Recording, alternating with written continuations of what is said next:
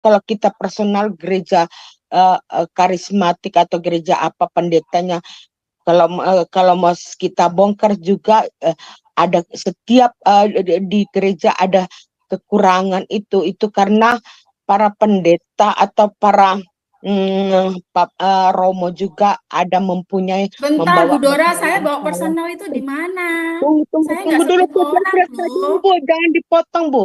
Jangan dipotong ya, Bukan, Bu. Bu Dora salah, saya dari tadi nggak bawa personal. Ini masalah teologi dan dogma. Tunggu dulu. Ibu nggak bisa mengerti langsung emosi. Tunggu dulu, Bu, ya. Jadi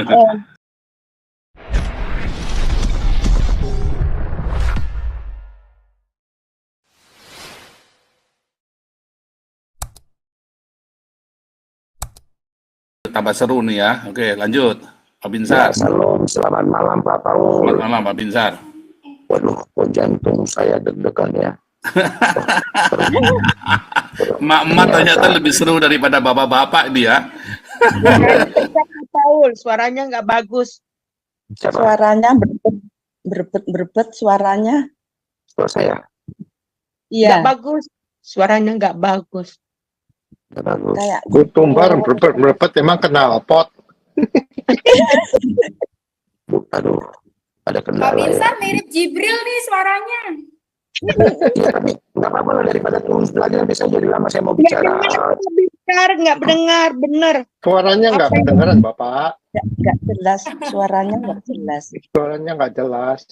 Jadi Mungkin sinyal mungkin. Nggak dengar. Coba Jangan pakai diperbaiki, Pak mikrofon. Binsar. Coba diperbaiki. Mic-nya nggak bisa pecah, sama sekali nggak bisa didengar suaranya. robot Nggak kan? bisa. Seperti robot. Ya, seperti robot sama sekali nggak Mungkin bisa nggak usah didengar. pakai headset. Headsetnya dilepas aja kali. Nggak, saya Iya. pakai, nggak Kan itu pakai headset. modul itu suaranya nggak apa-apa deh, lanjut aja, lanjut, bisa kedengaran kok, nggak apa-apa, lanjut aja. Ini anggap aja ini robot yang bicara. Ya, oke. Nggak begini ya. Jadi kebetulan saya Katolik. Saya satu grup sama Bu Tumbar. Kalau perhatikan, saya punya grup berdiakonia dan bermateri di sini, di situ. Orang-orang yang berani berdiakonia dan bermateri. Jadi bukan masalah tradisi, dogma dan doktrin. Tapi saya mau katakan mengenai patung ya. Mengenai patung itu bukan benda suci. Saya di tempat saya ini ada khusus untuk berdoa. Banyak patung-patung. Kalau misalnya kucing lagi kawin-kawin dan cakar-cakaran tuh, pecahlah patung itu. Ya saya sapu aja, saya sapu. Kalau ada uang saya beli lagi. Kalau sudah pukul tuh kucing itu. Ada yang salah kan? Enggak kan? Masa saya pukul kucing? Karena itu bukan benda suci. Hanya mengenang. Suaranya nggak bisa ngerti. Jangan dipotong-potong. Wah, Bu Dora. Nggak enak nanti. Ini. Biarkan aja, dengar aja lah. Dengarkan aja lah dulu.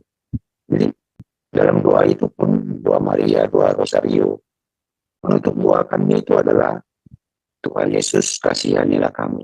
Dengar dan kabulkanlah doa kami. Itu jelas.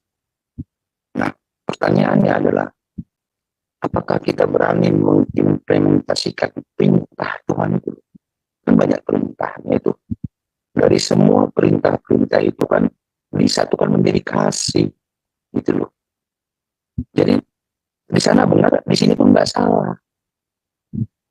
Nah, saya khawatir nih. Seperti tadi Bu Linda tadi ngomongnya. Banyak saudaraku, tapi mohon maaf bagi pendeta ya. Banyak pendeta-pendeta yang bicara, jangan kerja kau bicara firman saja. Berdoa saja. Kapan kau berdiakoni? Banyak. Maaf ya. Jadi, nggak ada yang salah, rupanya. Tujuan kita hanya satu. Bahwa Yesus adalah Tuhan dan Juru Selamat. Apakah Bunda Maria bisa menyelamatkan? Tidak. Apakah para rasul? Tidak. Apalagi Bu Linda? Tidak mungkin. Atau Bu Nora? Tidak mungkin. Biarkan saja itu. Lakukanlah berdiakonia dan bermarkulia dimanapun kita berada. Agar anak cucu kita baik pada. Jadi jangan ambil ya masalah firman ini. Apa ya, kami Katolik nggak mau lah kami memframing yang protes ini atau Kristen, nggak mau kami. Bahkan yang protes tadi di Kristen yang suka ngerti mengenai ke Islam. Ya saya mau katakan, semua hampir 80% yang ada di Al-Quran itu diberi oleh Katolik itu. Berikut apologet ataupun yang mana-mana itu. Makanya pelajari dulu apostolik itu jauh lebih dalam. Ya. Itu kalau orang itu siapapun itu, kalau berani berbagi kasih, itu baru yang Tuhan kehendaki. Saya sedemikian, salam kasih setia.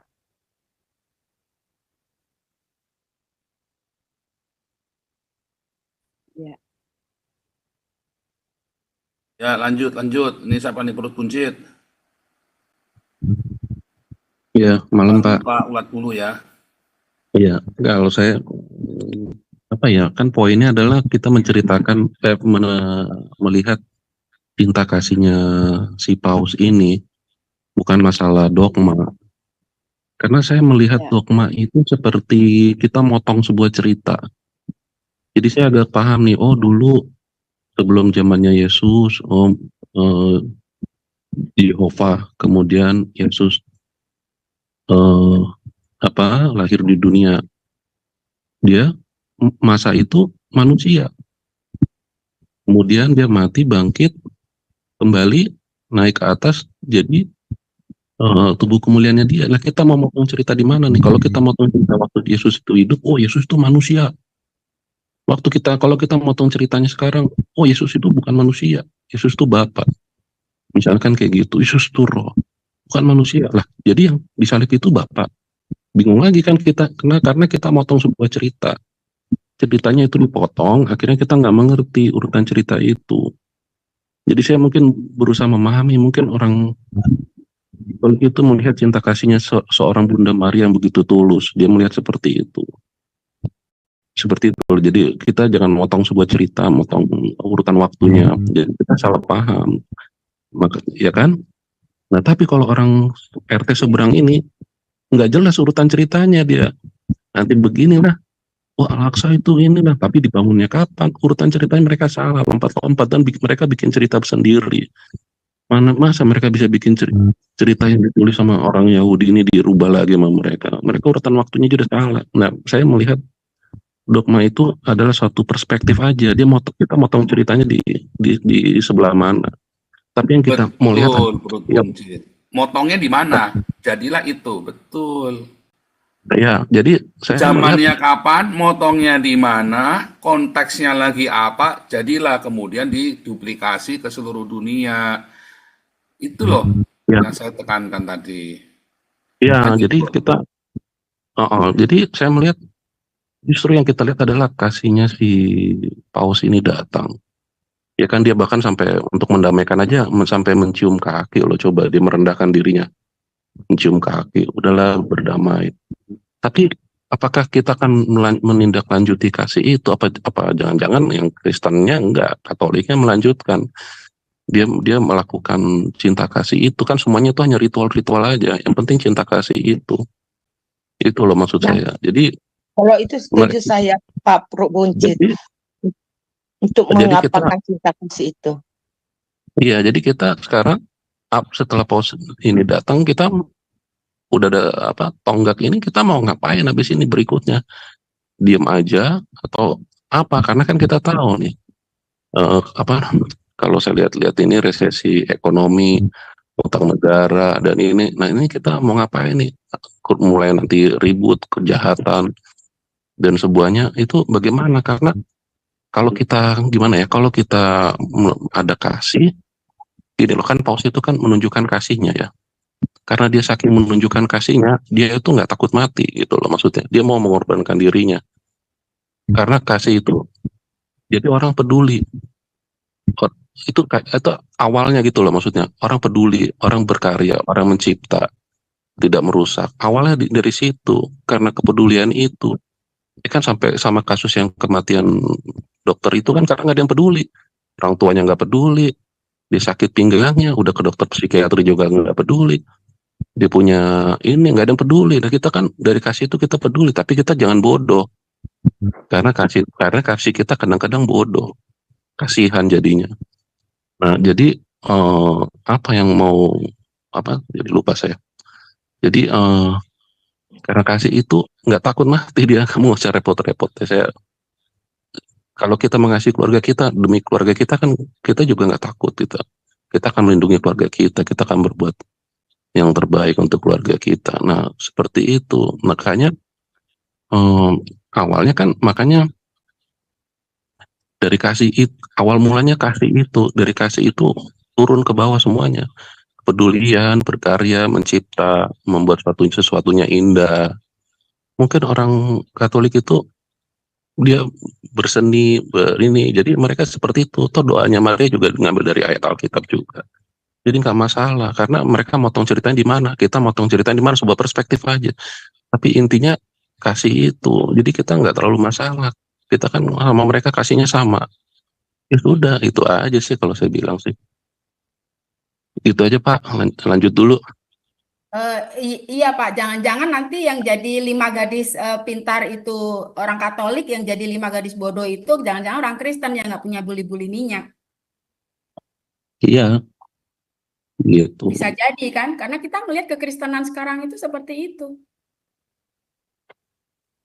Iya, nggak terlalu meributkan dogma yang nggak penting, padahal kasih itu Betul. yang penting. Kasih Kasih itu itu yang awal segalanya. Kamu jadi peduli, jadi ada inisiatif.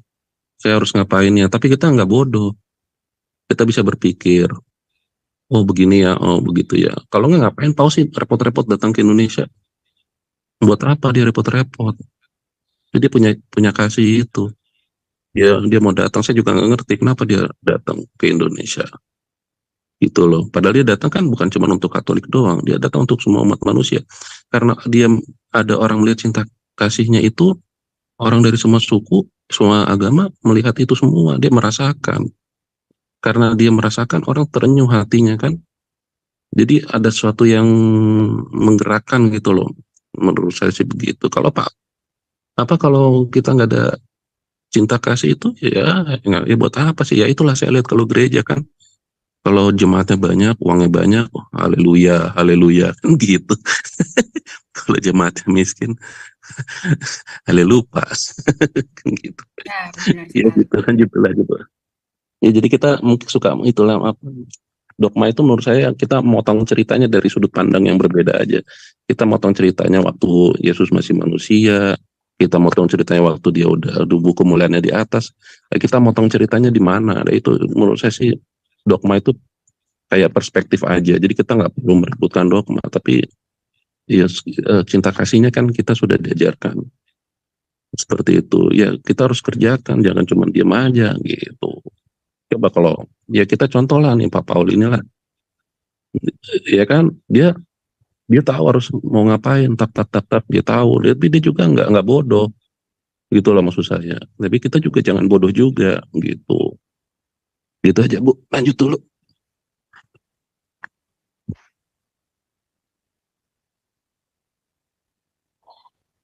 Ya Pak Probuncit ya, memang di Katolik juga kan ada dogma mereka juga, setiap gereja baik Katolik atau Kristen lainnya ada dogma ya.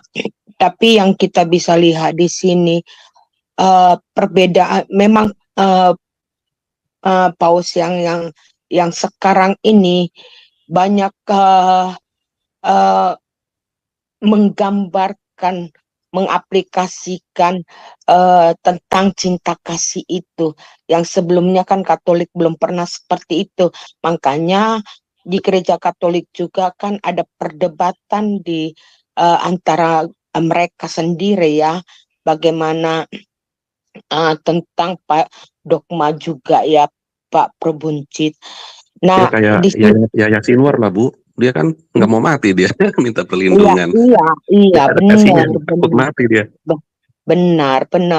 Tapi tadi makanya saya bilang tadi ya, kita sama Bu Linda kita jangan membawa personal, karena kalau kita personal gereja karismatik atau gereja apa pendetanya, kalau mau kita bongkar juga ada setiap di gereja ada kekurangan itu karena para pendeta atau para Romo juga ada mempunyai Bentar, Bu membawa Dora, saya bekal bawa saya. personal itu di mana? Tunggu Saya nggak dulu, sebut orang dulu, loh. Bu. Jangan dipotong, Bu.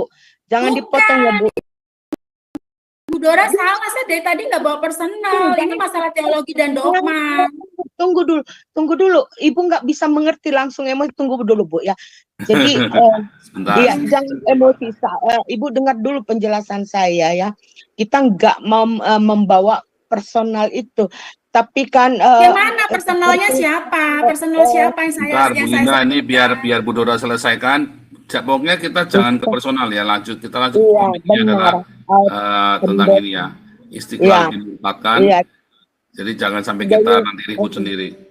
memang ada kekurangan juga, tapi kita bangga. Saya dari semula saya dukung perdamaian yang dilakukan Paus sekarang. Cuman dia Paus yang saya respect selama ini ya, dari Paus sebelumnya ya.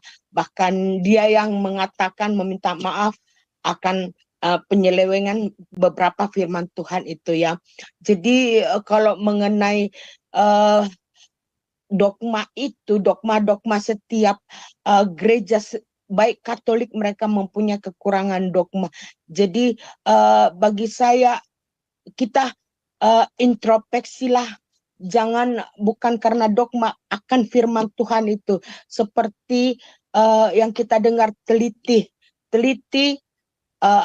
telitilah dulu, ujilah dulu itu ya.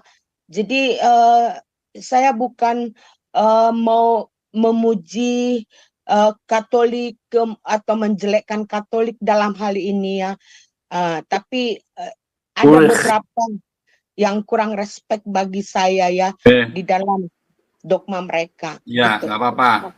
Boleh berbeda, saudara. Tapi pokoknya jangan nyerang pribadi. Boleh berbeda. Lanjut. Apa tadi? Ulat bulu udah belum? Ulat bulu Aham, udah. aham, aham, aham, Aham. aham. Aku kalau mendengar di Zoom ini kadang-kadang bingung. Bingung. Dia bingung di sini boleh Kadang-kadang, berbeda, jangan bingung. Iya, Nah, kalau bingung nanti bulunya jadi buli loh ntar. kelakuan. Ya, sadar, orang-orang Kristen. Ya. Apa dikatakan nggak enak ngomong. Kadang-kadang kita idealis, egois, vulgar, dikit-dikit dalam nama Yesus. Ya kan, utang nggak bayar dalam nama Yesus. Rumah tangga berantem dalam nama Yesus. Nggak mau periksa diri. Coba kita lihat. Ya, kenapa ini umum. Mayoritas di dunia ini apa? Belum tentu Kristen. Katolik itu lebih banyak. Itu fakta. Kalau kita bicara, jangan kita suka menghakimi. Ya, main potong Alkitab dijual-jual. Ya, gara-gara karismatik. Trinitas, Unitarian, Ananias. Cobalah kita sadar, ya kan. Diakonia itu tidak ada duanya Katolik. Maaf ya. Bukan kita katakan Kristen nggak becus. Karena membuat kelompok jadi pengusaha. Begitu bangun dia kepung, curi domba. Siapa yang mencuri domba? Ya, Katolik. Jujur aja, begitu apa, dipakailah macam MLM. Pendetanya bekerja, bagi-bagi duit. Ya kan, habis itu bagi duit yang nggak pecah, ribut. Berapa banyak yang pecah-pecah. Jadi karena kita desentralisasi, kalau mereka tuh sentralisasi. Nggak ngerti definisi. Kalau sentralisasi itu pusat komandonya satu. Kalau Kristen ini komando yang terlalu banyak. Macam GAM. GAM Aceh itu dulu satu. Bahkan banyak lagi GAM. Termasuk sekarang Kadrun. Kadrun tuh dulu cuma satu. Sekarang udah bermetamorfosa. Pusinglah kita. Jangan salahkan mereka. Si Kadrun Khilafah itu. Kita sendiri kok orang Kristen yang kenapa rusak gereja dibakar? Ya orang Kristen juga. So-offos. Udah tahu di depan pagar rumah orang dilarang parkir lagi. Ke gereja jangan pakai mobil, naik angkot, kalau perlu jalan kaki. Belajar sama orang pada waktu Yesus lahir, orang Majus jalan kaki. Kita pakai dasi, pakai jas, pakai minyak wangi. Padahal, aduh, nggak mandi lagi, malu-maluin aja. Begitu puji Tuhan, haleluya, macam malaikat ke gereja. Begitu apa? Ribut mulu. Itu siapa? Jujur lah, suka motong-motong. Motong mobil, motong parkir, motong ini, motong itu. Ya, tukang potong, maksudnya tukang jagal babi aja. Oke, dilanjutkan. Cukup. Kok diam? Ayo, kritik aku. Tony Montana silakan.